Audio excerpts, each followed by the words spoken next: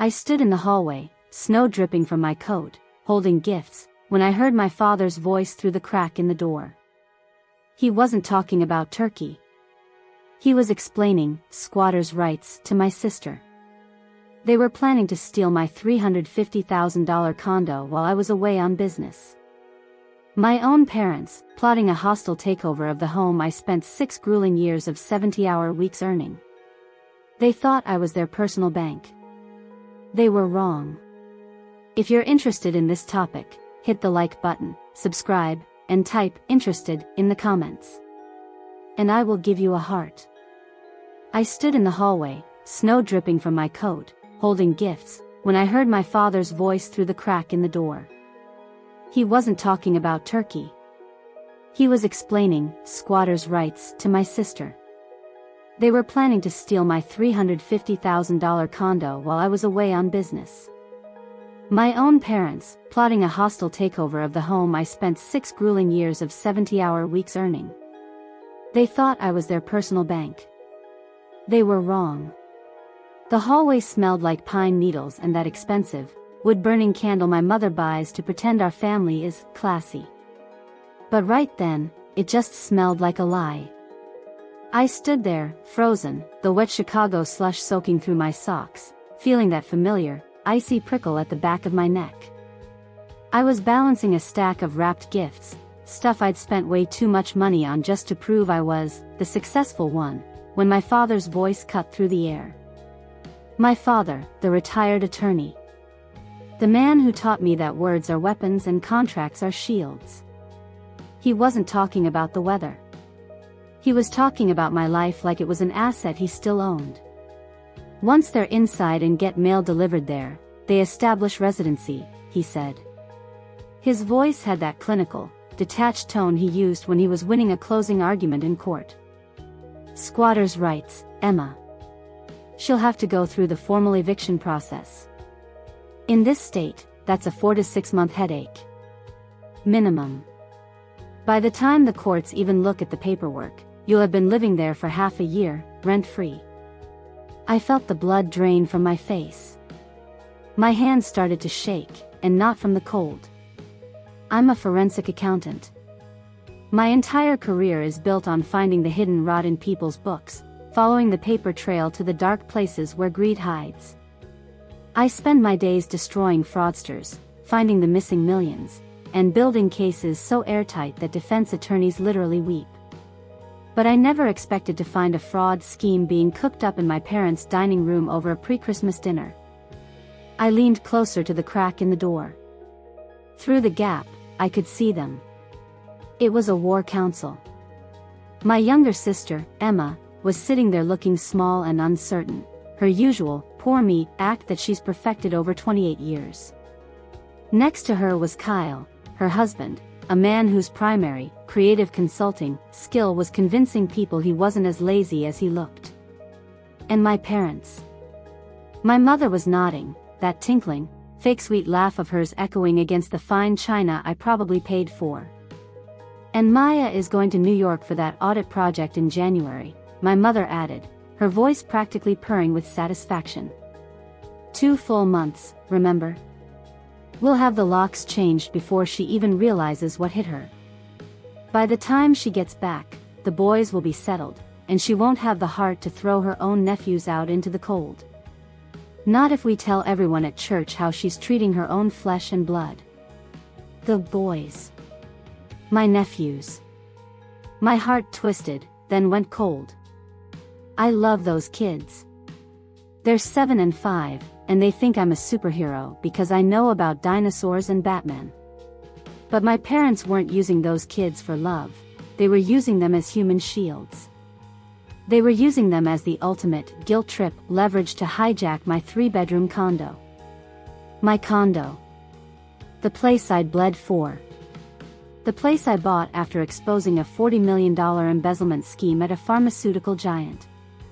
I'd worked 70-hour weeks for 6 years to afford that view of the river, while Emma was busy, finding herself, on my parents' dime.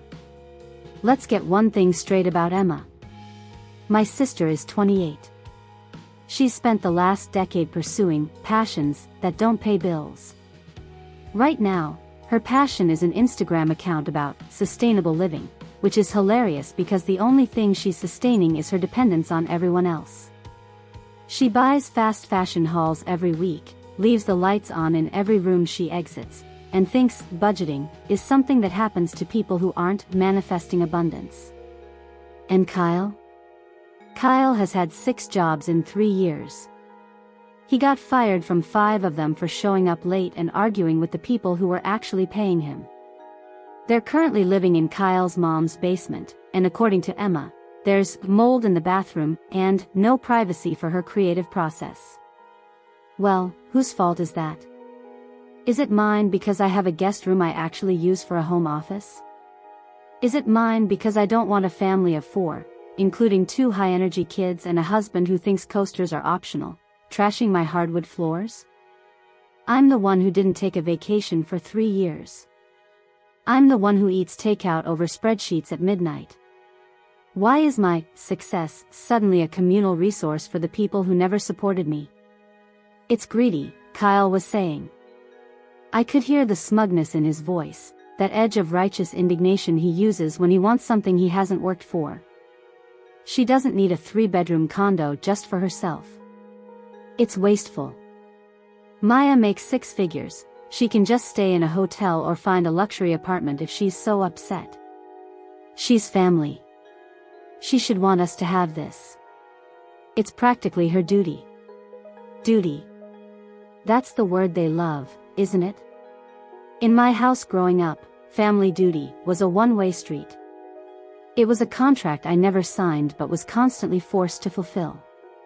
When I was 16 and got into MIT, my absolute dream school, my parents sat me down and told me they couldn't afford to send both of us to top-tier schools. They told me I was the strong one, the smart one, and that I'd be fine at a state school with a scholarship. They needed that college fund for Emma's private liberal arts college. Emma, who dropped out after 2 semesters because the academic pressure was stifling her spirit. I went to state. I worked 3 jobs. I graduated top of my class while Emma was out backpacking through Europe on my father's credit card. It was always like that. I was the safety net, and they were the ones jumping without a parachute, knowing I'd catch them. Every birthday, every holiday, every family crisis, I was the one expected to sacrifice. I'm the one who lent Dad the money to fix his car and never saw a dime of it back. I'm the one who paid for the luxury dinner last Thanksgiving that they forgot their wallets for. And now, they weren't just asking for a handout, they were planning a hostile takeover. I stood there in the hallway, the metallic taste of anger in my mouth. Feeling that cold, calculating professional part of my brain take over. When I'm on a case, I don't get angry. Anger is a liability. Anger makes you miss the small details in the ledger. Instead, I get quiet. I get analytical. I follow the money, and I look for the weakness in the structure. My parents forgot who they were dealing with. My father taught me how to read contracts, but I'm the one who learned how to find the loopholes. They thought they were the ones playing the long game. They had no idea I was already 2 moves ahead. But what if she kicks us out? Emma asked, her voice small and performatively fragile. She's going to be so mad when she finds out we changed the locks. She won't get the chance, my father replied. I could almost see him adjusting his glasses, looking at the imaginary blueprints of my life. By the time the legal system catches up, you'll have been there for months. We'll tell everyone in the church, the neighborhood, the extended family. If she tries to evict her own sister and nephews, she'll be the villain. She cares about her reputation too much to do that. She's a professional, remember? She can't have a messy family scandal. They were weaponizing my own hard-earned reputation against me. They were banking on the fact that I wouldn't want to be the bad guy in the family story. They were counting on my silence and my big sister guilt to keep them housed and fed while I paid the mortgage on a place I couldn't even enter. I took a deep breath. I smoothed my hair, wiped the melted snow from my face with a silk scarf they'd probably try to borrow later, and adjusted the gifts in my arms. I forced a smile, the kind of smile I give to CEOs right before I hand them a folder full of evidence that's going to put them in federal prison for tax evasion. It's a bright, artificial, perfectly crafted mask. I pushed the door open and walked in. "Merry Christmas, everyone," I shouted, my voice dripping with fake cheer. The silence that followed was visceral. 4 guilty faces snapped toward me. It was like watching a group of kids get caught with their hands in the cookie jar, except the cookies were my life savings and the kids were the people who raised me. My mother was the first to recover. She rushed over, her face transforming into a mask of warmth in less than 3 seconds. It was a world-class performance of maternal love. "Maya, sweetheart," she cried, reaching for the gifts like she was checking for the price tags. "We didn't expect you so soon. The roads must have been just awful. Let me take your coat, you're freezing." "Oh, they were," I said, handing my father the bottle of expensive Barolo I'd brought. It's a wine that costs more than their monthly cable bill, and I watched him examine the label with the smug appreciation of a man who thinks he's refined. But I wouldn't miss this for the world. After all, family is everything, right? I settled into the armchair by the window, the same chair I'd sat in every Christmas for over 3 decades, and watched them. Emma wouldn't meet my eyes. She kept staring at her plate, fiddling with a napkin like it was the most interesting thing in the room. But Kyle? Kyle stared right at me. He had this expression of pure, unadulterated entitlement. He looked at me like I was just a temporary occupant in his future living room. I could almost see him mentally rearranging my furniture, deciding where his creative consultant desk would look best. "So, Maya," my mother said, bringing out the prime rib that I'd sent her the money for. "Tell us about this New York project." 2 months, was it? That sounds so exciting and busy. "You'll be totally gone, won't you?" Confirmation. They were verifying the timeline. They were making sure the coast was clear before they launched the invasion. They wanted to know exactly how long they had to establish residency before I came back. "Yeah," I said, leaning back and taking a sip of water. "It's a huge pharmaceutical audit. We think the CFO has been skimming for years. It's going to be intense. I'll be totally unreachable, working 16-hour days in a secure facility with no cell service. I'm actually a little worried about the condo sitting empty for that long. You know how pipes can burst in the winter." I let the bait hang there. I watched them all lean forward, their eyes lighting up like I'd just handed them the keys to the kingdom. My mother didn't even wait for me to finish my water before she swooped in for the kill. "Well," she said, her voice soft and dripping with concern. "We were actually thinking about that. We know how much you love your sister, and well, you know their situation with the mold in the basement. It's not healthy for the boys, Maya. It would just be temporary, honey. Just while you're gone. You'd be helping your nephews. It's what family does for one another." I looked at Emma. I saw the hope in her eyes, the expectation that I would cave like I always did. The expectation that I'd sacrifice my peace, my space, and my hard work so she could continue to live without consequences. "Let me think about it," I said, my voice as neutral as a balance sheet. I watched the flash of disappointment on their faces. They wanted a yes right then and there. They wanted the victory before the appetizers were even finished. But I needed them to think they were winning. I needed them to feel secure in their plan, because a secure target is a sloppy target. In my world, the moment someone thinks they've won is the moment they stop looking for the trap. But tell me, guys, have you ever sat at a dinner table and realized the people passing you the salt were the same people trying to pick your pocket? Is family loyalty just a fancy word for legalized robbery in your house, too? Because the more they talked, the more I realized that home wasn't a place for me anymore. It was a crime scene. But here's the thing about family loyalty: it only works if everyone plays by the rules. My parents were playing a game of checkers, but they forgot I'm the one who audits the board.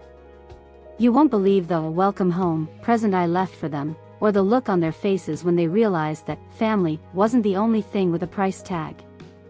You think you know how this ends? You have no idea how deep the paper trail goes. 48 hours. That was the window. In the world of forensic accounting, 48 hours is a lifetime if you know where to look. But in the world of real estate, it's a heartbeat. Most people spend months staging their homes, agonizing over whether that eggshell white in the kitchen is too aggressive or if the curb appeal is enough to justify a bidding war. Me? I wasn't looking for a bidding war. I was looking for a tactical extraction. I was treating my life like a high-risk asset that needed to be liquidated before the hostile takeover could finalize. I sat on the edge of my hotel bed on the morning of December 26th, the city of Chicago buzzing outside my window like a disturbed hive. The metallic taste of betrayal was still heavy in my mouth.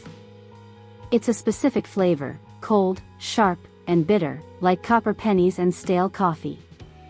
I opened my laptop and pulled up the contact info for Sterling Jameson. Sterling is a man who exists in the spaces between high finance and legal gray areas. He's a real estate mogul who smells exclusively of expensive sandalwood and the kind of confidence that only comes from owning half the skyline. I'd saved his neck 3 years ago during a divorce that would have made a soap opera writer blush. His ex-wife had hidden $12 million in a series of shell companies disguised as art foundations in the Caymans. I found every cent in 48 hours. He didn't just owe me a favor, he owed me his legacy. I hit dial. He picked up on the second ring. "Maya King," he said, his voice a low rumble. "To what do I owe the pleasure? Did you find more money for me to buy another yacht, or are you calling to tell me I'm being audited?" "Better," I said, my voice steady, professional, and completely devoid of the shaking I felt in my chest. "I'm giving you a gift, Sterling. My unit in the Meridian. You've been trying to buy into that building for 3 years. 3-bedroom, 2-bath, floor-to-ceiling river views. It's yours. $300,000. Cash. I want the paperwork signed and the wire sent in 48 hours. There was a pause. I could hear him shifting in his leather chair. Sterling knows a deal when he hears one, but he also knows me. He knows I don't give discounts unless the world is on fire. "Maya, that place is worth 400, easy. Maybe 450 with the current riverfront development," he said. "Why the fire sale? You in trouble?" "Family complications," I replied. "The kind that require a clean break and a heavy-duty shredder. Do you want the unit or not?" "I'm in," he said, no hesitation. "I'll have my attorney, Diane Park, reach out to yours by noon. But Maya, whatever's chasing you, make sure you're faster than it." "I'm an accountant, Sterling," I said, staring at my own reflection in the darkened laptop screen. "I don't run. I just rebalance the books." I hung up and felt the first surge of real power I'd had since Christmas dinner. This is the thing about being the responsible child, the successful one. People think your strength is a resource they can mine. They think your hard work is a communal pot they can dip their ladles into whenever they feel a draft. My parents thought they were the ones playing a legal game with their squatters' rights nonsense. They thought they were the ones who knew how to manipulate the system. But they were playing with matches in a room I'd already soaked in gasoline. I spent the next 6 hours in a whirlwind of motion. I didn't go back to the condo to live. I went there to strip it of its soul. I called a high-end moving company, one that specializes in discreet, rapid relocation. I told them I needed a 3-bedroom unit emptied of all valuables by sunset. Walking into my home felt different this time. It didn't feel like my sanctuary anymore, it felt like a crime scene. I stood in the center of the living room, looking at the art on the walls, the first edition books on the shelves, the grandmother's pearls tucked away in a velvet-lined drawer. These were the physical markers of my sacrifice. Every 70-hour week, every missed vacation, every night I spent eating cold noodles over a spreadsheet, it was all represented in these objects. I started with the things that actually had a pulse. My grandmother's jewelry, the pearls she'd given me before she died. She was the only person in that family who ever looked at me and didn't see a bank account.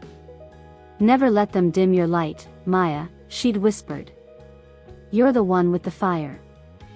I wrapped those pearls in silk and tucked them into my bag. Then came the watch my mentor gave me, a heavy, gold piece that signified the day I made senior partner. The movers arrived at 2 p.m. They were efficient, silent, and fast. I watched them wrap my college diplomas, the ones my parents didn't pay for.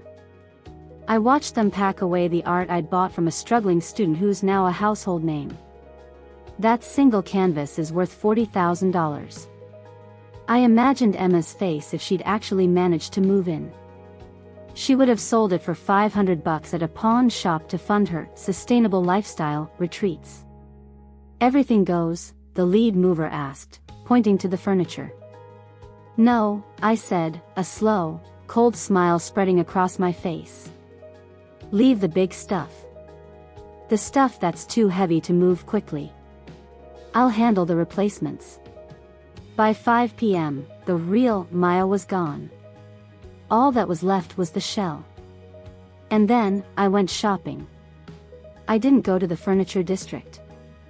I went to the darkest, grittiest Goodwill on the outskirts of the city. I spent 3 hours picking through the wreckage of other people's lives, and I did it with a clinical, almost joyful precision. I bought a sofa that looked like it had been through a war zone. The upholstery was a sickly, faded mustard yellow, and the springs poked through the cushions like rusted teeth. I bought a dining table with one leg so warped I had to prop it up with a stack of old phone books. I found a coffee table with a mystery stain that looked like a map of a very dark continent. I spent the evening dragging this garbage into my beautiful, riverfront home. I replaced my 400 thread count Egyptian cotton sheets with scratchy, polyester rags that smelled like mothballs and despair. I took my high-end electronics and replaced them with a TV from 2005 that weighed 80 pounds and had a crack down the center of the screen. I emptied my pantry of the organic tea and expensive spices, replacing them with dented cans of generic lima beans and boxes of crackers that had expired during the previous administration. I wanted them to see the difference. I wanted them to walk into that dream home and feel the physical weight of what they were actually worth. My sister wanted a sustainable lifestyle? Fine. She could sustain herself on saltines and a sofa that gave her splinters. I sat down at the wobbly dining table and pulled out a piece of my expensive, monogrammed stationery. I wrote 4 words, "Welcome home, sis. You've earned this." I left it on the kitchen counter next to a bottle of $3 wine that I'd intentionally left in the sun for 4 hours. Let's talk about family loyalty for a minute. Is it loyalty when you plan to change someone's locks while they're on a business trip?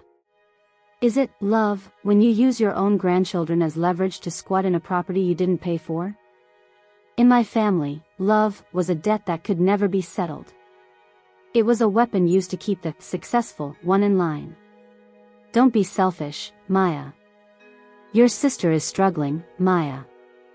Well, I was done being the family's voluntary victim. If they wanted a war, I was going to give them a masterclass in scorched-earth tactics. I'm curious, drop a comment below if you've ever had a family member act like your bank account was a joint venture. How did you handle the entitlement? Did you cave, or did you realize that the only way to win a rigged game is to walk away from the table?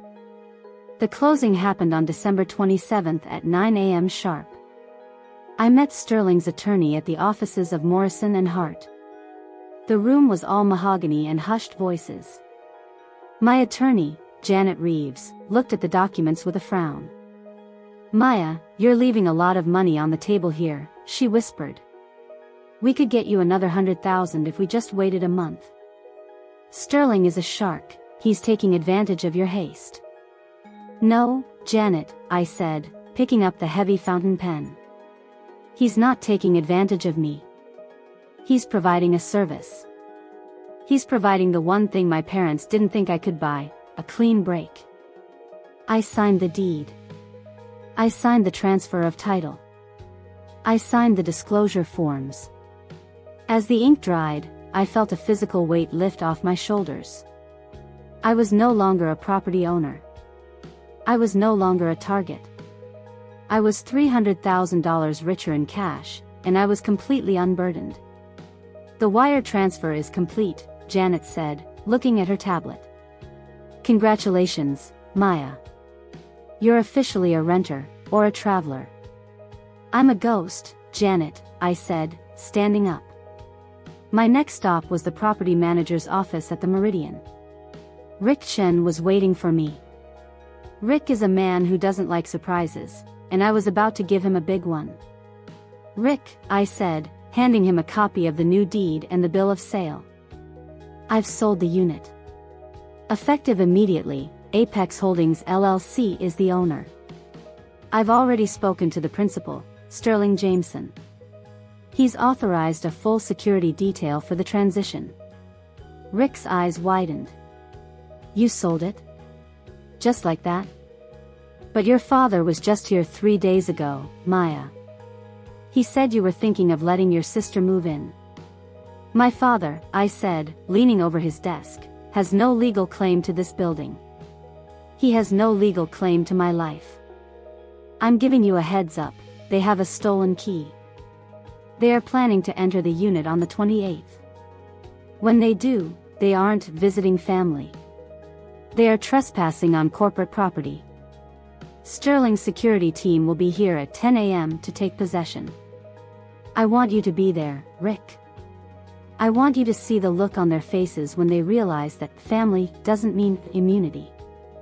Rick nodded slowly, a grim smile touching his lips. I never liked that Kyle guy anyway. Always acted like he owned the lobby. That night, I checked into a first-class lounge at the airport. I had my boarding pass for the Maldives in one hand and a glass of vintage champagne in the other. I opened my laptop and logged into the security feed of Sterling's, condo. It was 6 p.m. on the 27th. I watched the camera feed as my father's car pulled up to the curb. My heart was a drum in my chest. I watched Emma get out, looking smug in a new coat that she probably put on a credit card she'll never pay off. I watched Kyle swaggering toward the entrance, holding a box of sustainable kitchen supplies. My father followed them, the stolen key glinting in the streetlights. I watched them enter the lobby. I watched them ride the elevator up, laughing and pointing at the river view they thought they'd stolen. They stepped into the condo. I zoomed in on the foyer camera. I saw Emma's face transition from victory to confusion as she saw the Goodwill furniture. I saw my father's brow furrow as he realized the art was gone. It's fine, I heard my father say through the mic, she just moved the expensive stuff. We're in. The locks are still the same. Tomorrow morning, we change them, and then the 4-month clock starts. We've won. I took a sip of my champagne. I leaned back in the plush lounge chair and watched them toast with the $3 vinegar wine I'd left for them. They thought they were the predators. They thought I was the prey. They didn't realize that I hadn't just left the building, I'd demolished the ground they were standing on. But here's the thing about squatters' rights, they only apply if there's a landlord who's willing to negotiate. My family was about to find out that Sterling Jameson doesn't negotiate with family. He deals with trespassers. And tomorrow morning at 10 a.m., when the power goes out and the heavy-duty security arrives, my father is going to find out exactly how much his lawyer logic is worth when faced with a corporate eviction. You think this is the end? The real reckoning hasn't even started. December 28th, 9:58 a.m. Chicago time. I was exactly 8,700 miles away from the freezing wind and the gray, salt-stained slush of the city. I was sitting in a private cabana in the Maldives, the kind of place where the air smells like sea salt and expensive hibiscus. The sun was a warm, golden weight on my shoulders, and the water of the Indian Ocean was a blue so vibrant it looked like a high-definition screen. I had my laptop open on my knees, a glass of iced tea sweating on the table next to me. I wasn't looking at spreadsheets for once. I was looking at a split-screen live feed from the security cameras of my, well, Sterling's, condo. On the screen, I saw my family. They were in the kitchen, and the victory from the night before had clearly soured. My sister, Emma, was wearing an oversized sweatshirt that said, "Choose joy," which was ironic because she looked miserable. She was trying to make coffee with the broken, scale-crusted machine I'd rescued from the back of a Goodwill. She kept banging the side of it with her palm, her mouth moving in what I knew were high-pitched whines about how nothing in this place works. Kyle was in the living room, and he was already making himself at home in the worst way possible. He had a power drill out, where he got it, I don't know, and he was attempting to hang a massive, hideous, abstract painting directly into the load-bearing pillar of the living room. He wasn't using an anchor. He was just grinding metal into the structural heart of the building. Of course he was. To Kyle, rules were things that applied to people who didn't have vision. The entitlement was visceral. They moved through that space not like guests, but like conquerors who had finally claimed their prize. This is the psychological profile of people like my family. They don't see theft as theft when it's from someone they've already labeled as the lucky one. In their minds, I didn't earn that condo, I just happened to have it, and since they needed it more, the immoral thing was for them to take it. They were the heroes of a story where I was the hoarding villain. But here's a lesson my career has taught me: moral stories are for Sunday school. Math is for the real world. And the math of this situation was about to turn very, very red for them. 9:59 a.m. Suddenly, the lights on the camera feed flickered and died. The kitchen went pitch black, save for the gray morning light filtering through the windows. Emma jumped, dropping her mug, one of the chipped, stained ones I'd left, and it shattered on the floor. I watched her stumble through the shadows, reaching for her phone, her face lit by the blue glare of the screen. In the living room, Kyle stopped drilling. He looked around with a confused, slow-witted expression, probably wondering if his creative process had blown a fuse. I'd called the utility companies the day after the closing. As the previous account holder, I had every right to terminate service effective the morning of the 28th. And Sterling? He's a man who likes a clean slate. He didn't have his new commercial account set to kick in for another 24 hours. For the next day, that condo was legally and technically a cold, dark vault. And it's Chicago in late December, guys. The temperature outside was a biting 16 degrees. Without the central heating, that riverfront unit was going to turn into a meat locker in about 20 minutes. 10 a.m. 3 sharp, thunderous knocks echoed through the foyer. Even through the tiny speaker on my laptop, they sounded like the gavel of a hanging judge. Emma opened the door. I could see her silhouette against the bright, clinical lights of the hallway. She looked ready to scream at a neighbor or a delivery guy for disturbing her. Standing there was Rick Chin, the property manager, looking every bit the former police detective. He didn't look like he was there to fix a fuse. He looked like he was there to serve a warrant. Behind him were 2 private security guards in tactical vests, Sterling's personal team. And standing at the front was Marcus Stone, Sterling's head of security, a man who makes his living being the most immovable object in any room. "Good morning," Marcus Stone said. His voice was a low, heavy rumble that vibrated through the mic. "You have exactly 5 minutes to vacate these premises." I wish I could have heard the literal sound Emma made. Her face went from annoyed princess to terrified ghost in less than 3 seconds. She started waving her arms, her mouth moving a mile a minute, clearly trying to launch into her standard, "Do you know who I am?" routine.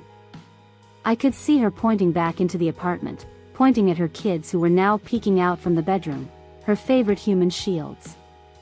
"This is impossible." I heard her screech as she stepped further into the hallway, trying to dominate the space. "My sister owns this place. Maya King. She gave us the keys. We have a right to be here. You're harassing a mother and her children." Marcus Stone didn't move an inch. He didn't even blink. He reached into a leather folder and pulled out a stack of documents, the same ones I'd seen Janet sign off on. He held up a copy of the deed and the finalized bill of sale. "Maya King sold this property on December 27th, Stone said, his voice as cold as the air in the hallway. "As of 10 a.m. today, you are trespassing on private property owned by Apex Holdings LLC. We have no record of a lease, no record of permission, and no record of you having any legal right to occupy this unit. You have 4 minutes left to remove your person and your immediate belongings before we call the Chicago Police Department to assist in a criminal trespass removal." Kyle appeared behind Emma then. He did that thing he always does when he's losing. He puffed out his chest and tried to use the voice. It's the voice of a man who's never actually won a fight but has watched enough movies to think he knows how it looks. He started shouting, stabbing a finger in Rick Chen's face. "We have rights." Kyle yelled. "We have residency. We've had mail delivered here. You can't just throw people out in the winter. It's the law. You need a 30-day notice. Go ahead, call the cops. My father-in-law is a high-profile attorney, and he'll have your badges for this. He'll sue this building into the ground." Rick Chen stepped forward, and for a second, I thought he was going to laugh. "One Amazon package delivered yesterday doesn't establish residency, Kyle. And even if you wanted to argue that in a courtroom 6 months from now, the property owner has high-definition video evidence of all 4 of you entering this unit with a stolen key 3 days ago. That's not residency. That's a felony, hostile entry. You want to stay and wait for the CPD? Because they won't be bringing an eviction notice. They'll be bringing handcuffs and a social worker for those kids." The word handcuffs hit Kyle like a physical blow. I watched the bravado leak out of him. He looked back at the dark apartment, at the boxes of their junk, the kids crying because they were cold and confused, the sustainable furniture that looked even more pathetic in the shadows. He knew he was outmatched. He knew that lawyer logic only works when you're dealing with someone who is afraid of you. And Marcus Stone was afraid of nothing. But then, the situation escalated. My mother arrived. She must have been waiting in the lobby, probably planning to bring over some housewarming muffins to celebrate their theft. She burst into the hallway like she was leading a holy crusade. She didn't even look at the documents, she went straight for the maternal martyr setting. "How dare you," she screamed at Rick. "Those are my grandchildren. You are throwing innocent babies out into the snow. Have you no heart? Where is Maya? Let me talk to my daughter. She would never allow this." She pulled out her phone and started dialing frantically. My laptop buzzed. My phone, sitting on the table in the Maldives, stayed silent because I'd blocked her number the moment I got on the plane. But I saw her face on the screen, the pure, unadulterated rage when she realized it was going straight to voicemail. She tried again. And again.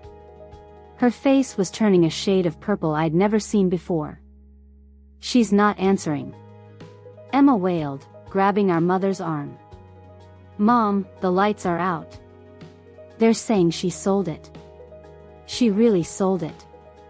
The realization hit them like a freight train. It wasn't just a threat. It wasn't a lesson meant to bring them to the table. It was a finished transaction. I had liquidated the very ground they were trying to stand on.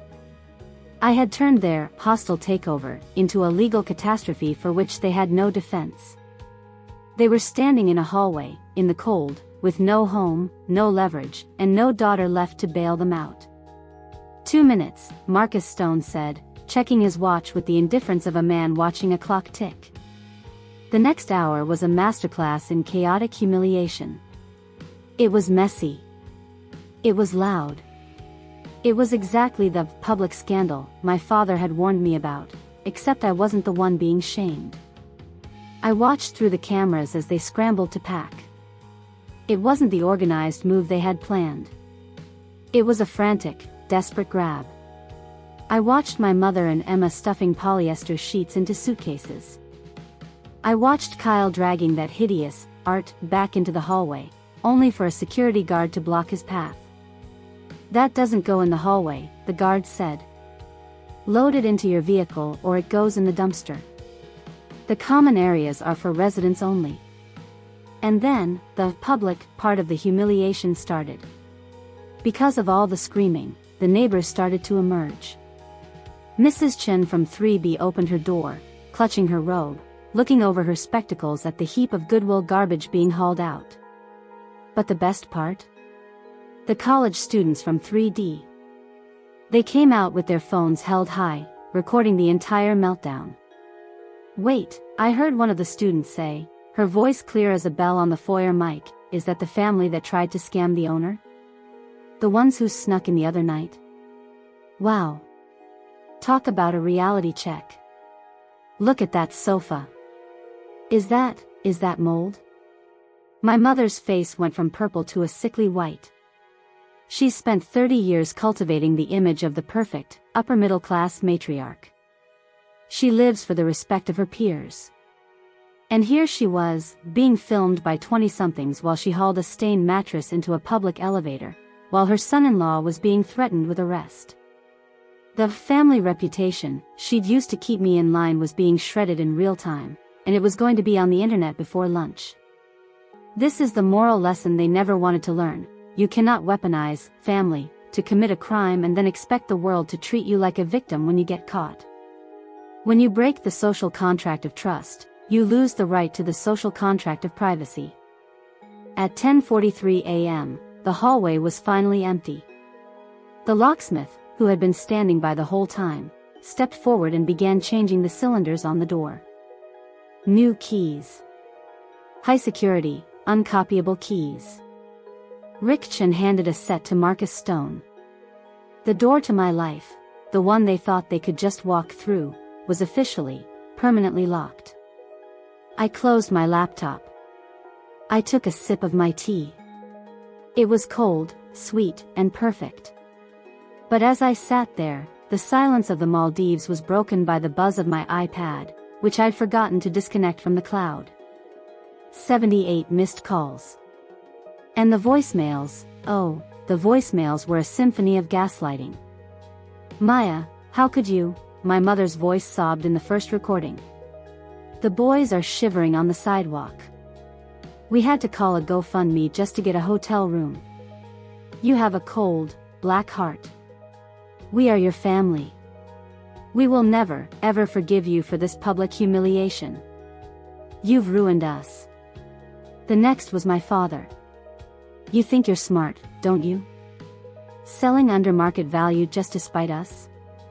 I'm going to make sure every professional in this city knows what kind of person you are. You're a sociopath, Maya. A complete sociopath. You'll die alone in that money of yours." I listened to every single one. I wanted to feel the weight of their words. I wanted to see if that old, familiar, big sister guilt would crawl up my throat. But as I looked out at the horizon, all I felt was light. I felt like I had finally audited my own life and found the source of the deficit. I want to ask you guys a real question. Is it cruel to protect yourself from people who are actively trying to ruin you, just because you share a last name? Or is the real cruelty the expectation that the successful child should be a sacrificial lamb for the rest of the herd? Look at the comments. People are already arguing about whether I went too far. But let me tell you, when someone steals your home, they aren't family anymore. They're just a thief with a better backstory. I spent the rest of the day diving. I went deep into the water, where the world is quiet and blue and no one is screaming about residency or duty. When I came back up, I had a final message from Sterling. Property secured. Your family tried to file a police report for theft of personal property because of the furniture. The officer took one look at the Goodwill sofa and the video of the hostile entry and told them to go home before he cited them for filing a false report. Rick says they're the talk of the building. Best $300K I ever spent. Enjoy the sunshine. You earned it. I smiled. A real, deep-seated smile. But the story doesn't end on a beach. Because a few months later, the ripples of that morning started to hit home in ways even I didn't expect. My parents thought the only thing I took from them was a place for Emma to live. They didn't realize that when you play the public victim card, the public eventually finds out the truth. Wait until you hear what happened when that neighbor's video hit my mother's church group, and the secret Emma sent me in a letter 6 months later. The final reckoning is about what's left when the money is gone and the masks are off. 6 months. That is the exact amount of time it takes for a scandal to ferment, for a reputation to rot, and for the consequences of a lifetime of entitlement to finally come due. I didn't come back to Chicago immediately after the Maldives. I spent another 8 weeks traveling through Europe and Southeast Asia, working from my laptop in places where the air felt clean and the people didn't know my family history. I needed the distance.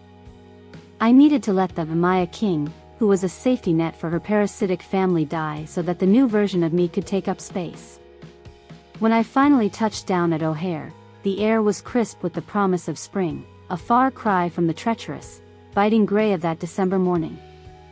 I didn't go back to the Meridian. I moved into a new condo, different neighborhood, different vibe. This one is on the 42nd floor, with a 24-hour doorman who has been given a very specific list of people who are never to be admitted under any circumstances. There is no spare key hidden anywhere. There is only me, my peace, and a door that stays locked. But while I was away, the world hadn't forgotten about the Meridian eviction. In fact, it had grown into something much bigger and more devastating than I ever could have engineered. I'm a forensic accountant. I'm used to my work being read in quiet, wood-paneled boardrooms or entered into evidence in sterile courtrooms. I wasn't used to my private life becoming the main character of a local social media firestorm. Those college students from 3D? Their video didn't just stay on their phones. They posted it to TikTok and Instagram with the caption, POV, entitled Family Tries to Squat in Luxury Condo and Gets the Ultimate Reality Check. It went viral. Not millions of views, viral, but everyone in the Chicago North Side community knows exactly who you are, viral. And in my parents' world, where appearance is the only currency that matters, that was a fate worse than a prison sentence. My mother's social life was the first casualty. She lived for her reputation. She was the woman who always had the perfect floral centerpiece, the most coordinated Christmas cards, and the loudest, most pious voice on her church's charity committee. But it turns out, it's remarkably difficult to lead a committee on Christian family values when there is a high-definition video of you screeching in a hallway like a banshee while your perfect son-in-law gets physically removed from a property he tried to steal. The hypocrisy was too loud to ignore. Someone shared the video in her church's private Facebook group. Then the neighborhood watch group. Then the local gardening club. The very same reputation my mother had tried to use as a weapon to keep me in line, the fear of a messy family scandal, had backfired. She wasn't the victim of a cold-hearted daughter. She was the fraud of the neighborhood. She had to resign from her committees. She stopped going to her favorite brunch spots because the whispers at the nearby tables were louder than her own thoughts. She became a prisoner of the image she had spent 30 years building. And my father? That was even more satisfying in a cold, professional way. He had threatened to tell every professional in the city that I was a sociopath. But word travels fast in the legal and financial circles of Chicago. His old law firm partners saw the video. They saw a retired attorney, a man who should have been a pillar of the law, openly supporting hostile entry and squatters' rights against his own child's legal property. In a profession built on the sanctity of contracts and property rights, being caught on camera justifying a literal break-in is professional suicide. The referrals he relied on for his consulting gigs vanished. His old boys club golf buddies stopped calling. Nobody wanted to be associated with the man who didn't understand the basic difference between family duty and criminal trespassing. He had lost the one thing he valued more than money, his standing as a man of law. I was sitting in my new office, looking out at the skyline, when the letter arrived. It wasn't a text, I had blocked them all months ago. It wasn't an email. It was a physical, handwritten letter delivered by a courier who looked like he wanted to be anywhere else. I recognized the handwriting immediately. Emma's careful, loopy script. The same script she used to write IOUs on napkins when she was 18, 19, 25. I opened it, expecting more vitriol. I expected more gaslighting, more accusations that I was the reason that boys were unhappy. But as I read, the metallic taste of anger in my mouth started to fade into something else. It wasn't forgiveness, it was the quiet satisfaction of a debt finally being recognized. Maya, the letter began. Mom says we're not allowed to talk to you. Dad says you're dead to the family. Kyle says you're a monster who tricked us into a legal trap. But I'm writing this because I'm sitting in a one-bedroom apartment that smells like wet carpet, and I realized something. We were evicted from Kyle's mom's basement 3 months ago. The neighbors found the video, and the shame was too much for her. She told us to leave. I paused, taking a slow sip of my coffee. Kyle's mom, a woman who had enabled him for 30 years, had finally found her limit. Kyle left, the letter continued.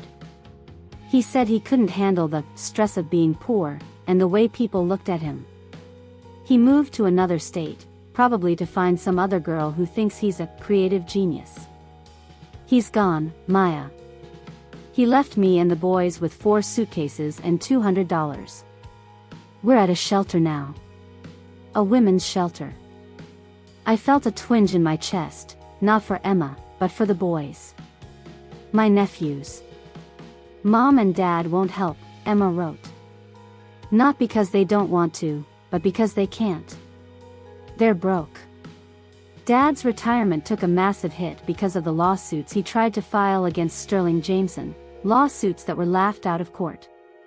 They're so embarrassed they won't even leave the house. I've lost all my friends. They think I'm a scammer.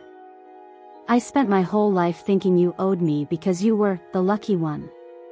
But sitting here, I realized you weren't lucky. You were just the only one who worked. I'm not asking for money. I know I don't deserve it. I just wanted to say, you were right. I'm sorry. I read that letter 3 times. I looked for that ask. I looked for the hidden manipulation, the hook that would lead to a request for a small loan to get back on my feet. But it wasn't there. For the first time in 28 years, Emma was facing the cold, hard reality of her own life without a safety net to catch her. The golden child was finally standing on her own 2 feet, even if they were standing in a shelter. Let me ask you guys, and I want you to be honest in the comments, what would you do? Some people tell me that now that she's learned her lesson, I should be the bigger person. They say that leaving my nephews in a shelter is cruel, and that I should buy her a little house or pay her rent. But here is my question, if I fix it now, what does she actually learn? If I become the safety net again, doesn't that just prove that she can betray me, rob me, and humiliate me, and I'll still be there to pick up the tab? I didn't call her. I didn't write back. I'm an accountant, I believe in the cost-benefit analysis of every relationship. The cost of having Emma in my life is my peace, my security, and my sanity. The benefit is nothing. However, I did do one thing. I'm a forensic accountant. I know how to move money so that it actually reaches the people who need it without being siphoned off by parasites. I set up 2 anonymous educational trusts for my nephews. They are ironclad, locked behind a series of corporate entities that my father couldn't crack if he had 100 years. Neither Emma, nor Kyle, nor my parents can touch a single penny of it. It's for their college, their future, their chance to be something other than the burden my parents raised us to be. When they turn 18, they'll find out they have a head start. But until then, I am a ghost. My business actually tripled after the story got out. It turns out that when corporations are looking for a forensic auditor to find internal theft, they want someone who is cold, calculating, and willing to follow the truth no matter where it leads, even if it leads to their own family. They saw my revenge as a testament to my integrity. I'm now a senior partner. I'm dating a man who actually understands the concept of boundaries. He doesn't think I'm paranoid because I check my security cameras. He thinks I'm prepared. Every December, I still go through a ritual. I don't go to my parents' house for turkey. I don't buy gifts for people who tried to steal my life. But I do send a card. It's a simple, elegant card.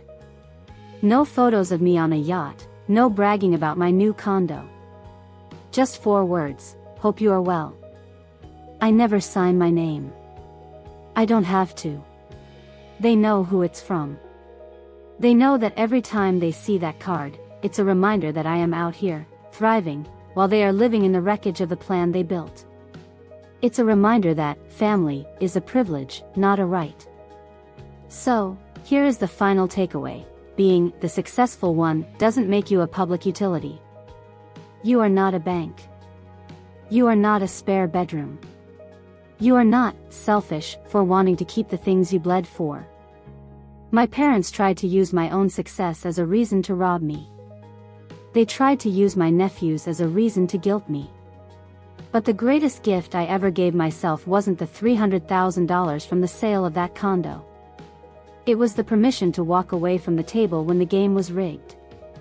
If you're sitting there right now, feeling the weight of a family member's expectations, if you're being told you're cold because you won't let them drain your bank account or your mental health, remember this story. It is okay to lock the door. It is okay to be the villain in their story if it means being the hero in your own. What is the most out-of-line thing a family member has ever expected from you just because you were doing well?